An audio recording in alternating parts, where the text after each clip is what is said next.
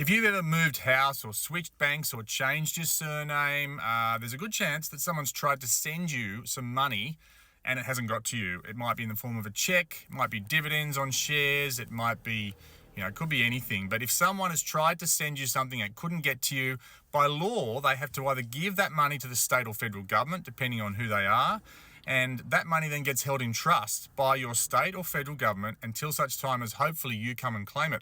But most of us don't. And that's why there's more than $234 million in New South Wales now waiting to be claimed by residents of New South Wales. That's just the amount they know is owned by residents of New South Wales because they have a postcode for those claims. There's another $340 odd million where they don't have a postcode for the person who owns that money. And so when you add it all up, over $500 million worth of money in New South Wales waiting to be claimed. This is not just a New South Wales only story. This is happening in every single state and territory around the country. And so there might be a little pot of gold waiting for you at the end of that rainbow if you haven't checked or haven't checked recently. As I said, the numbers are going up, so there's more money flowing into these coffers every day. You might have had a look a few years ago. It's worth going back and having another look now just to see what's there.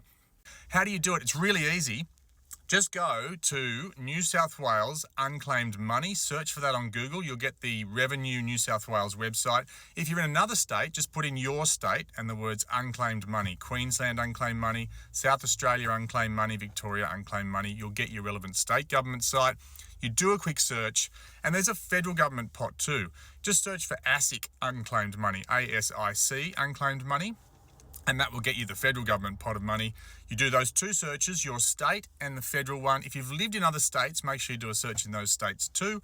And while you're there, do a search for your friends and family as well, because you can do that. You just need to put your name in. It'll tell you if somebody with the same name as you is entitled to any of that cash. Then what do? Well, then you have to prove that you lived at the relevant address at some point. So you could get that by, finding an old utility bill or an old insurance premium or something that shows you at that address. If you don't have those documents anymore, think about going to your roads or maritime service in your relevant state and seeing if they have a record from your driver's licenses of you living at a certain address.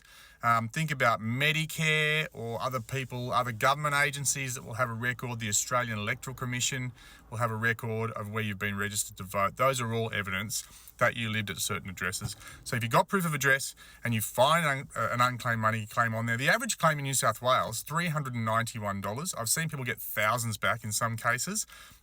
Sometimes it's $10, so that you don't always have a big win, and sometimes it's not worth the hassle of going through, jumping through the hoops to get it back. But often it is. I was on radio yesterday, Radio Sydney, ABC, talking to Tim Webster about this, and while we were on air, some people did searches and found thousands of dollars in that time frame. So it can be that easy, that quick.